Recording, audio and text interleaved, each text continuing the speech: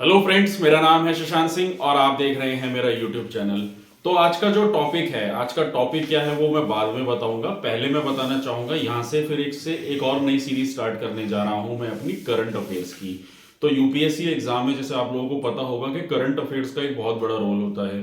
तो मैं यहाँ से एक करंट अफेयर्स की सीरीज चला रहा हूँ। मतलब बेसिकली क्या है कि मैं वो करंट अफेयर्स को कवर अप करता हुआ चलूंगा और उन केस स्टडीज को लेता हुआ चलूंगा जो कंसिस्टेंटली आपको करंट अफेयर्स हर साल रिपीटेशन वे में देखने को मिलते हैं। तो उन्हीं टॉपिक्स को मैं कवर करूंगा जो ज़्यादातर मीडिया स्ट्रीमलाइन में भी रहते हैं। जैसे कि इकोनॉमी पॉइंट ऑफ व्यू से बात करूं या मैं एनवायरमेंट पॉइंट ऑफ व्यू से बात करूं, तो काफ़ी सारे ऐसे टॉपिक्स हैं जो आपको कंसिस्टेंटली देखने को मिलेंगे। जैसे स्टार्टअप इंडिया, स्टार्टअप एक इकोनॉमी का बहुत बड़ा पार्ट है, आज की डेट में बहुत ज़्यादा बूम कर रहा है। वैसे उसी से रिलेटेड ये टॉपिक भी है मेरा।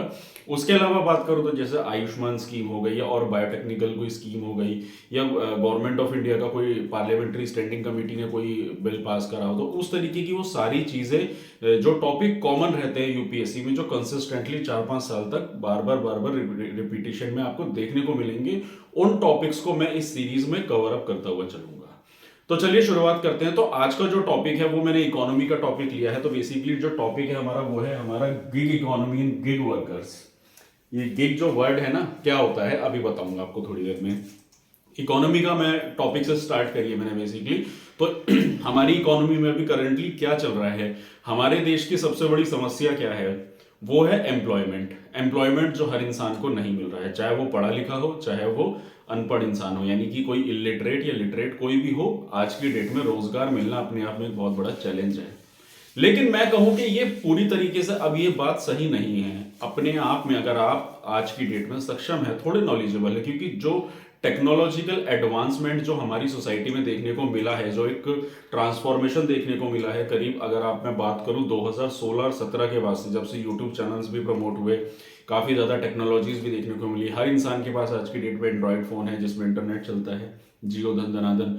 तो उसकी वजह से क्या टेक्नोलॉजिकल एडवांसमेंट आया है, और उस टेक्नोलॉजिकल एडवांसमेंट की वजह से चलते हुए जिस तरीके से एम्प्लॉयमेंट जनरेशन देखने को मिला है इकोनॉमी में, तो उसके बारे में मैं यहाँ थोड़ा बात करने जा रहा हूँ। तो गिग वर्कर्स बेसिकली क्या होते हैं, तो देखिए जो मेरा टॉपिक है ना आज का गिग वर्कर्स, उसी के बारे में मैं थोड़ा बात करूंगा। ये हमारा एक बहुत ही मीडिया स्ट्रीमलाइन टॉपिक है, क्योंकि G20 से पहले स्टैंडिंग कमेटी जो पार्लियामेंट की कमेटी होती है लेबर एंड स्किल वर्कर्स के रिगार्डिंग, उसने मिनिस्ट्री ऑफ लेबर को ये कहा कि जो गिग वर्कर्स होते हैं उसके लिए क्या आप एफिशिएंटली काम कर रहे हैं। जैसे लेबर लॉ होता है, ठीक है, जो सरकारी मुलाजिम है या प्राइवेट जॉब्स में जो लोग कॉर्पोरेट में नौकरियां कर रहे हैं, उनके लिए भी कंसिस्टेंटली काफी सारी ऐसी चीज है जिसके लिए सरकार ने कुछ रूल्स और रेगुलेशंस बनाए हुए हैं। लेकिन गिग वर्कर्स के लिए कुछ ऐसे रूल्स या उनके लिए कुछ ऐसे प्रोविजंस नहीं है, जिसके लिए मिनिस्ट्री ऑफ लेबर को पार्लियामेंट्री कमेटी ने सजेशन दिया है, यानी मतलब पूछा उनसे, और G20 में भी इसके लिए थोड़ी सी बात की गई। तो मैं बात करता हूँ बेसिकली गिग वर्कर्स होते क्या हैं। देखिए, गिग का मतलब होता है बेसिकली ट्रांसपोर्टेशन, किसी भी सामान को एक जगह से दूसरी जगह पहुंचाना। तो ये जो गिग वर्कर्स होते हैं, this is a short term contract between company and worker for a free market work.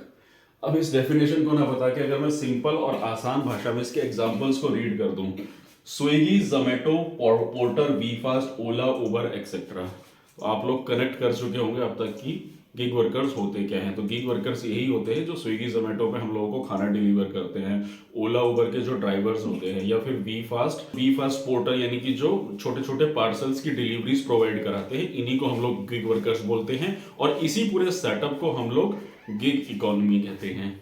तो ये एक मीडिया स्क्रीन लाइन में है। अब ये क्या है सारा मुद्दा, मैं उसको थोड़ा सा समझाता हूँ। देखिए, गिग वर्कर्स जो होते हैं बेसिकली, यानी कि जो ओला उबर जोमेटो में जितने भी लोग काम कर रहे हैं, इन लोगों को गिग वर्कर्स इसलिए कहा जाता है। बेसिकली होता क्या है कि जो भी कंपनीज हैं, स्विगी जोमेटो, ये जितनी भी कंपनीज होती हैं, ये लोग क्या करती हैं कि इनके जो एम्प्लॉयज होते हैं ये बेसिकली परमानेंट एम्प्लॉयज नहीं होते, ये एज अ कॉन्ट्रेक्चुअल एम्प्लॉयज होते हैं। एम्प्लॉयज का मतलब बेसिकली मीनिंग ये होता है कि जैसे कि मान लीजिए अगर मैं स्विगी या जोमेटो की बात करूँ, तो स्विगी जोमेटो में क्या होता है ना कि स्विगी जोमेटो में आपने अपना फूड डिलीवर करना है, तो वो स्विगी जोमेटो का एक ब्रांड बन जाता है, कोई भी इसकी फ्रेंचाइजी ले लेता है स्विगी जोमेटो की। उसके बाद फिर क्या होता है कि किसी भी वर्कर को, कोई भी इंसान है, अपना ऐप से उसको रजिस्टर करके उसकी डिलीवरी दे देता है, तो उसके डिलीवरी का कुछ परसेंटेज उसको मिलता है और आधा परसेंटेज कंपनी के नाम पे जाता है। ओला उबर की बात करो, जैसे आप लोग अपनी नॉर्मल लाइफ में यूज करते हैं, तो आप ओला उबर पे आप अपने आप को रजिस्टर करिए, आपके पास गाड़ी है, आप एज अ ड्राइवर उसमें रजिस्टर करिए, जो भी आप पैसेंजर से फिर उसके बाद जो पेमेंट लेते हैं उसका कुछ परसेंटेज कंपनी के पास चला जाता है। तो इस तरीके से काम करता है ये गिग वर्कर्स। तो ये सारी चीजें हैं इसमें। तो अभी बेसिकली जो आज का टॉपिक है वो मैं इसी की थोड़ी केस स्टडी और डिटेल में इसकी चीज़ों के इसके कुछ इंपॉर्टेंस, सिग्निफिकेंस, क्यों उसमें इतनी ज़्यादा लेबर फोर्स कंसिस्टेंटली बढ़ती जा रही है, और क्या इसके कुछ डीमेरिट्स एंड क्या चैलेंजेस फेस कर रही है आज की डेट में ये इकोनॉमी। तो देख चलिए शुरुआत करते हैं। तो देखिए मैंने आपको ये तो बता दिया कि एग्जाम्पल में ये लोग कौन होते हैं, क्या होते हैं, ठीक है। अगर मैं डेटा की बात करूं तो देखिए डेटा जो है ना, इसका नीति आयोग का डेटा है कि करीब 77 लाख गिग वर्कर्स इस इकोनॉमी में इंडल्ज है आज की डेट में, 77 लाख लोग, जिसमें से 18 से 36% महिलाएं देखने को मिलती हैं 2018 से 23 के टाइम पीरियड में, और करीब 8 गुना यूथ पार्टिसिपेशन देखने को मिल रहा है। यानी कि इसमें जो यंग बच्चे हैं, ज्यादातर यूथ जो है वो आपको ज्यादा देखने को मिलेगा। यानी कि जो थोड़े कम स्किल्ड कह लो या कम पढ़े लिखे लोग कह लो, वो इसमें आपको ज्यादा इन्वॉल्व होते हुए दिखेंगे। वैसे तो बेसिकली क्या है कि देखिए ये जो प्रोफाइल है इसमें ज्यादातर मैक्सिमम आप लोगों को क्वालिफाइड लोग तो कम ही मिलेंगे, आपको अनक्वालिफाइड लोग ही इसमें ज्यादा देखने को मिलेंगे एज अ डेटा। अगर आप भी अपनी नॉर्मल लाइफ में इंटरेक्ट किए होंगे ओला उबर स्विगी के लोगों से, तो वो सारी चीजें आपने देखी होंगी कि किस तरीके के थोड़े कम पढ़े लिखे या ना पढ़े लिखे हुए लोग, इलिटरेट लोग आप लोगों को ज्यादा इसमें इंडल्ज होते हुए दिखेंगे, ठीक है। अब इसकी इतनी इंपॉर्टेंस क्यों हो गई आज की डेट में इकोनॉमी में, देखिए अगर मैं कंज्यूमर के पॉइंट ऑफ व्यू से बात करूं, अगर आपको घर बैठे बैठे एक ऑनलाइन ऐप के थ्रू कोई भी चीज इजीली अवेलेबल हो जाती है, तो टाइम और सर्विस आपको घर बैठे, आपका टाइम भी बच रहा है, आपको सर्विस भी मिल रही है। खाना लेने के लिए आपको मार्केट नहीं जाना पड़ रहा है, आपका सामान इमीडिएटली, पहले क्या था ना कि पहले डाक सेवा हुआ करती थी, आपको टाइम लगता था कोई पार्सल पहुंचाने के लिए। अभी क्या है कि कोई भी पार्सल पहुंचाना है इमीडिएटली अपने स्टेट मतलब आसपास के एरिया में इमीडिएटली पहुंचा सकते हैं। अगर एम्प्लॉई के पॉइंट ऑफ व्यू से बात करूं, यानी जो इसमें लोग काम कर रहे हैं लेबर्स, उनके लिए क्या फायदा हो रहा है, फ्लेक्सिबिलिटी है, अपने मन के हिसाब से काम करते हैं। कोई जरूरी नहीं है कि आज जाना ही जाना है, क्योंकि वो जितना जाएंगे उतना काम करने को मिलता है। जिस दिन ऑफ रहता है तो वो उनको पैसा नहीं मिलेगा, क्योंकि वही उनकी अपनी अपना पर्सनल एक तरह से कह लीजिए काम हो गया। उसके अलावा जैसे रिमोट एरिया हो गया, मतलब अपना काम कर रहे हैं, कोई ऑफिस नहीं है, मतलब बस कई भी जगह से ऑर्डर आया और वो ऑर्डर छोड़कर आना, इस तरीके का वर्क होता है, ठीक है।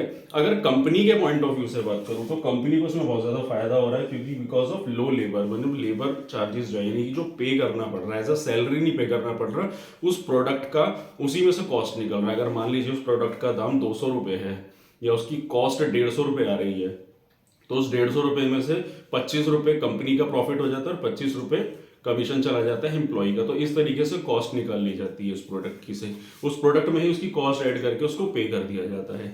उसके अलावा अगर बात करूं कंट्री के पॉइंट ऑफ व्यू से, तो ऑब्वियसली बात है कंट्री के पॉइंट ऑफ व्यू से ज्यादा इंपॉर्टेंट है, क्योंकि एम्प्लॉयमेंट जनरेट हो रहा है, इकोनॉमी को बूस्ट हो रहा है, और हर एक सेक्टर सर्विस में इसको कहीं ना कहीं रेफर दिया जा रहा है। तो ये तो बात करी मैंने इसकी इंपॉर्टेंस के बारे में कि मतलब ये इंपॉर्टेंस आपको इसमें देखने को मिल रही है। अगर मैं इसके रीजन ऑफ इंक्रीजिंग की बात करूं तो एक बहुत सिंपल सी बात है कि भाई इंटरनेट एक्सेस है, इंटरनेट बढ़ रहा है, तो इंटरनेट की वजह से सारी अवेलेबिलिटी हर इंसान को मिल रही है। रैपिड ग्रोथ है, स्टार्टअप इकोसिस्टम जो पूरा का पूरा सेटअप हुआ है, जिसके चलते हुए एक बहुत ही बड़ा स्टार्टअप इकोसिस्टम में लोग जुड़ रहे हैं, तो कंसिस्टेंटली ग्रोथ देखने को मिल रही है। इजीली है काम, आपको इजीली रजिस्ट्रेशन हो जाता है। और उसके बाद बात करूं डिमांड है कॉन्ट्रैक्ट एम्प्लॉयज की, क्योंकि परमानेंट जॉब पे कोई रखना नहीं चाहता, आज है कल नहीं, तो उस तरीके की कंडीशन जॉब होती है। तो इसलिए कहीं ना कहीं इसकी बहुत ही ज्यादा रैपिड ग्रोथ देखने को मिल रही है, जिसमें मतलब कंसिस्टेंटली लोग जुड़ते जा रहे हैं। अब इसका जो मेन इंपॉर्टेंट है, यानी कि जो इशू है, जो मतलब इवन सरकार ने भी इसके बारे में थोड़ा बात करी। अब इसके कुछ चैलेंजेस के बारे में बात करूंगा। मतलब अब तक तो मैंने आपको इसके बेनिफिट्स के बारे में बताया, यानी कि एम्प्लॉय के पॉइंट ऑफ व्यू से भी, कंज्यूमर के पॉइंट ऑफ व्यू से भी, और जो कंपनी इनको हायर कर रही है उनके पॉइंट ऑफ व्यू से भी, और कंट्री के पॉइंट ऑफ व्यू से भी। लेकिन क्या प्रॉब्लम एक्चुअल में ये गिग इकोनॉमी और गिग वर्कर्स एक्चुअल में फेस कर रहे हैं, ये तो मैंने आपको एक पार्ट बताया अभी तक। अभी मैंने इसकी बेसिक इंफॉर्मेशन आपको दी कि इसमें एक डेटा बताया कि कितने लोग काम कर रहे हैं, क्या क्या फायदे इसमें मिल रहे हैं। लेकिन हम लोगों को ना ये सिर्फ एक साइड इसका दिखता है, इसका दूसरा साइड देखना भी बहुत जरूरी है कि कोई भी चीज होती है उसमें क्या प्रॉब्लम्स देखने को मिलती हैं। प्रॉब्लम्स अगर मैं बात करूं तो सबसे पहली प्रॉब्लम तो इसमें जॉब इनसिक्योरिटी है, यानी कि जॉब की कोई परमानेंट वो नहीं है। जैसे कि मैं आपको इसमें थोड़ा सा एग्जांपल के पॉइंट ऑफ व्यू से देना चाहूंगा। इसमें क्या होता है कि देखिए ये सारी की सारी स्टार्टअप कंपनीज हैं। अब स्टार्टअप कंपनीज के अगर मैं कुछ नाम आपके सामने बोलूं, जैसे ओयो रूम्स है, पोर्टर है, वी फास्ट है, ये कुछ ऐसी कंपनीज हैं जिन्होंने इस स्टार्टअप्स को चला रही हैं, गिग वर्कर्स को एम्प्लॉयमेंट दे रही है। अब होता क्या है कि जॉब इनसिक्योरिटी इसलिए नहीं है कि क्योंकि ये कंपनीज क्या होती है कि फंडिंग ले लेती हैं। फंडिंग लेने के बाद क्या होता है, जो एम्प्लॉयज है जो इसके साथ जुड़े हुए हैं, काम कर रहे हैं, अपनी खुद की पॉलिसीज को इम्प्लीमेंट करके वर्कर्स के ऊपर बर्डन डाल देते हैं। जैसे मैं यहाँ पे एक पोर्टर सर्विस है, मैं उसकी केस स्टडी के बारे में बताना चाहूंगा क्योंकि वो मेरे सामने का एक लाइफ एग्जांपल है। पोर्टर सर्विस में क्या हुआ था कि वहाँ पे एम्प्लॉयज़ को मतलब हायर किया जाता था गिग वर्कर्स को 900 रुपीज़ के रजिस्ट्रेशन चार्जेस से। एक 900 रुपीज़ का रजिस्ट्रेशन चार्ज होता था। उसके बाद क्या हुआ, जब वो आईडी जनरेट होती है तो कुछ टाइम उन वर्कर्स ने काम किया और फिर करीब 400 वर्कर्स की आईडी को सस्पेंड कर दिया। और 400 वर्कर्स की आईडी को सस्पेंड करने का मतलब है कि दोबारा से रीजनरेट की गई आईडी, रीफंड रेज किया गया। तो लाखों करोड़ों में दोबारा से वो फंड को रेज किया गया। तो ये कहीं ना कहीं कंपनी की कमी कह लीजिए या कुछ ऐसा था जिसकी वजह से वर्कर्स ने उस प्रॉब्लम को फेस किया। तो इस तरीके की जॉब इनसिक्योरिटी देखने को मिलती है इस पूरी गिग इकोनॉमी में, क्योंकि जो स्टार्टअप्स हैं वो जिस तरीके से काम कर रहे हैं उनकी कहीं ना कहीं एफिशिएंसी में कमी है।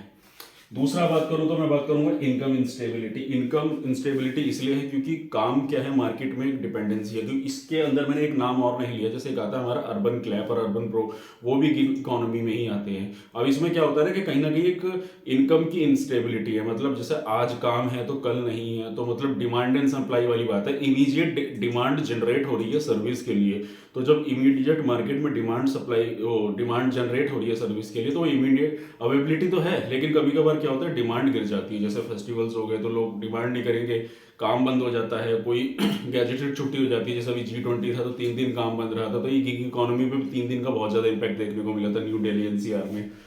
उसके अलावा बात करूँ legal protection and social security, company की तरफ से इन एम्प्लॉयज़ के लिए किसी भी तरीके की कोई लीगल इसमें मतलब सपोर्ट नहीं है। कोई भी अगर मान लीजिए किसी का एक्सीडेंट हो जाता है, जैसे आप देखते हैं स्विगी जोमेटो वाले हैं 2 व्हीलर्स पे घूमते हैं, अगर उनका एक्सीडेंट हो जाता है काम करते वक्त, या उनको कोई लीगल प्रोटेक्शन इस तरीके की कंपनी की तरफ से नहीं दी जाती है, तो ये एक अपने आप में बहुत बड़ा कंसर्न है, एक चैलेंज है इस जॉब में। उसके अलावा अनइक्वल बार्गेनिंग पावर होती है। तो जैसे मैंने अभी आपके सामने अर्बन क्लैप के बारे में बात करी, तो उसमें बेसिकली होता क्या है कि अर्बन क्लैप में लोग, एक कस्टमर की डिमांड है तो उसकी डिमांड को फुलफिल करने के लिए 4-5 लोग आ जाते हैं। जैसे अगर मैं एग्जांपल के तौर पे बात करूं, आजकल अर्बन क्लैप में सफाई या रिपेयर सर्विस सिस्टम चल रहा है, तो उसमें क्या होता है कि एक इंसान अगर अपनी डिमांड को उसमें रेज करता है, अपनी क्वेरी डालता है, तो उसमें 4-5 लोग उसको कैप्चर करने के लिए आ जाते हैं। तो कहीं ना कहीं एक कंपैरिजन और एक बार्गेनिंग सिस्टम आ जाता है, जिसकी वजह से लोगों को प्रॉब्लम फेस करनी पड़ती है। क्योंकि जो अर्बन क्लैप का जो सिस्टम है ना, वो पूरा का पूरा रिचार्ज सिस्टम है। उसमें क्या होता है कि एम्प्लॉय को पहले रिचार्ज कराना पड़ता है, फिर पे करना पड़ता है उसको अपनी सर्विस लेने के लिए। उसके अलावा बात करूँ तो पेमेंट इशूज, तो कहीं ना कहीं पेमेंट का इशू रहता है। कंपनी कमीशन खा जाती है या कोई गलत फॉल्स की वजह से पेमेंट काट लेती है, ऐसी कुछ प्रॉब्लम्स भी हैं इसमें। उसके अलावा ट्रेनिंग एंड अपस्किलिंग, तो ट्रेनिंग अपने आप में एक प्रॉब्लम है कि मतलब प्रॉपर ट्रेनिंग नहीं दी जा रही है, क्योंकि 47 लोग जो है सिर्फ मीडियम स्किल लेबर है, बाकी सारी लेबर अनस्किल्ड लेबर इसमें काम कर रही है। तो कोई प्रॉपर ट्रेनिंग प्रोग्राम नहीं है इन कंपनीज की तरफ से। उसके अलावा टोटल सोशल स्टिग्मा मतलब इस काम को सोसाइटी में लोग एक सही ढंग से रेस्पेक्टफुली नहीं देखते। अगर आपने भी देखा होगा, काफ़ी सारी वीडियोस आई होंगी कि जिसमें दिखाया है कि अगर जो कोई भी स्विगी जोमेटो वाला होता है तो उसकी कंप्लेंट कर दी जाती है या उसके ठीक से बात नहीं की जाती है, मतलब उसको डिसरिस्पेक्टफुली देखा जाता है। तो ये हमारी सोसाइटी की एक ऐसी धारणा है कि मतलब ये लोग है सिर्फ एक सर्विस प्रोवाइडर है। अगर आप टेक्निकली देखेंगे तो वो एम्प्लॉय भी नहीं है, वो एक सर्विस प्रोवाइडर है जो आपके काम को करने की कीमत ले रहा है आप ही से। वो किसी कंपनी के बर्डन या प्रेशर में नहीं है, लेकिन उसके बावजूद भी उन लोगों को उस तरीके का एक सोशल स्टेटस इस सोसाइटी में नहीं दिया जाता। कहीं ना कहीं एज अ लेबर उन लोगों को ट्रीट किया जाता है। तो ये सारी प्रॉब्लम्स हैं जो ये लोग फेस कर रहे हैं इस इकोनॉमी में, गिग इकोनॉमी में, जो अपने आप में एक बहुत बड़ा कंसर्न भी बन जाता है। तो यही था मेरा टॉपिक, जिसमें मैंने आपको थोड़ा सा आज इस गिग इकोनॉमी के बारे में बताया। और आपके एग्जाम पॉइंट ऑफ व्यू से ये बहुत ही ज़्यादा इंपॉर्टेंट है। अगर आप इसको जैसे एग्जाम में आपके इकोनॉमी के क्वेश्चन में कहीं ना कहीं सवाल आ सकता है कि जो गिग इकोनॉमी है उसके बारे में एक्सप्लेनेशन करना, उसके चैलेंजेस, उसके इंपॉर्टेंसेस और उसके वे फॉरवर्ड क्या सॉल्यूशंस ढूंढे जा सकते हैं। तो कहीं ना कहीं इसमें एक गवर्नमेंट का रेगुलेशन आना, जो अभी मैंने बात करी थी ना स्टार्टिंग में कि गवर्नमेंट ने, पार्लियामेंट्री कमेटी ने जो इसके ऊपर एक बात मतलब मिनिस्ट्री ऑफ लेबर से कुछ बातें पूछी हैं, तो कहीं ना कहीं गवर्नमेंट का रेगुलेशन आना जरूरी है। एक प्रॉपर आईडी जनरेट, क्योंकि इसमें क्या होता है कि कोई प्रॉपर आईडी जनरेट नहीं होती, कोई आईडी कार्ड नहीं होता, कोई रजिस्ट्रेशन नंबर नहीं होता, जिसकी वजह से वो लोग काम कर सके। तो कहीं ना कहीं इसकी एक आईडी प्रॉपर गवर्नमेंट की तरफ से रेगुलेशन आना जरूरी है वे फॉरवर्ड, जिसके बाद इन सारी चीज़ों में कहीं ना कहीं एक सॉल्यूशन निकल कर आए। तो तो दोस्तों ये था मेरा टॉपिक जिसमें मैंने आपको गिग इकोनॉमी के बारे में बताया और गिग वर्कर्स के बारे में बताया। और अगर आप कोई भी यूपीएससी की बुक खरीदना चाहते हैं तो आप मेरे डिस्क्रिप्शन लिंक में जाइए, वहाँ आपको लिंक मिल जाएगा। लिंक से क्लिक करके आप अमेजोन से ऑनलाइन ऑर्डर कर सकते हैं बुक्स। तो यही था मेरा आज का टॉपिक। और अगर आपको मेरा काम पसंद आ रहा है, अगर आपको मेरी वीडियो अच्छी लग रही है तो मेरे चैनल को सब्सक्राइब कीजिए, मेरी वीडियो को लाइक कीजिए और आने वाले समय में आपको और ऐसी इंफॉर्मेटिव वीडियोस मिलती रहेंगी। तो आज के लिए इतना ही, मिलते हैं नेक्स्ट वीडियो में। Thank you very much.